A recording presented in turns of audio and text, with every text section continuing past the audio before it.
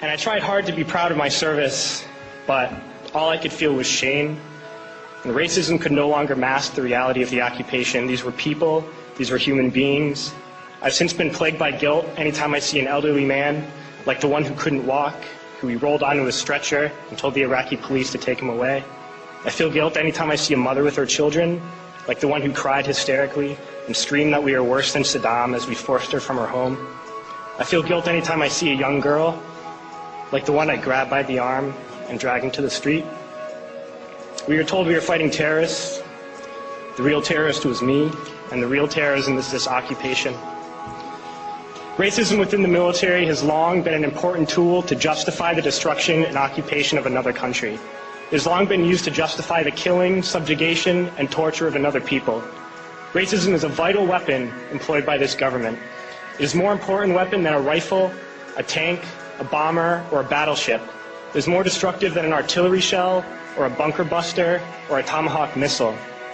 While those weapons are created and owned by this government, they are harmless without people willing to use them. Those who send us to war do not have to pull a trigger or lob a mortar round. They do not have to fight the war, they merely have to sell the war. They need a public who is willing to send their soldiers into harm's way.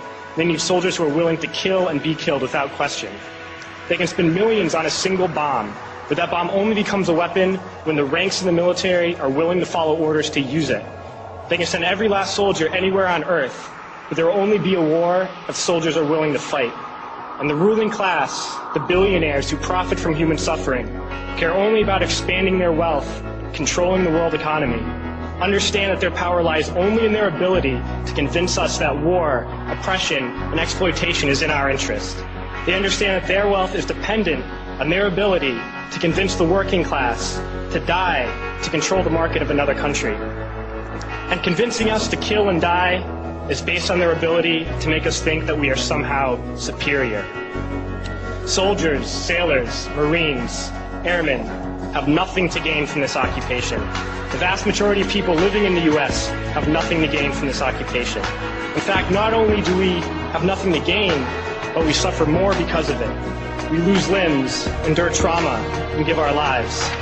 Our families have to watch flag-draped coffins lowered into the earth. Millions in this country without health care, jobs, or access to education must watch this government squander over $450 million a day on this occupation.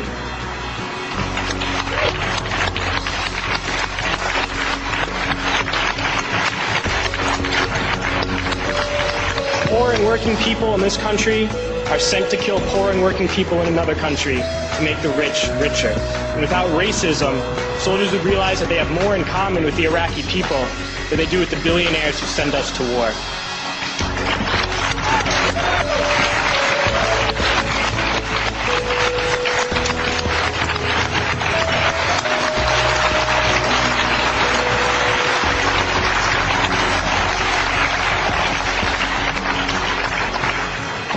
I threw families onto the street in Iraq, only to come home and find families thrown onto the street in this country, in this tragic and unnecessary foreclosure crisis. We need to wake up and realize that our real enemies are not in some distant land. They're not people whose names we don't know and cultures we don't understand. The enemy is people we know very well and people we can identify. The enemy is a system that wages war when it's profitable. The enemy is the CEOs who lay us off from our jobs when it's profitable. It's the insurance companies who deny us health care when it's profitable. It's the banks who take away our homes when it's profitable. Our enemy is not 5,000 miles away. They are right here at home. If we organize and fight with our sisters and brothers, we can stop this war, we can stop this government, and we can create a better world.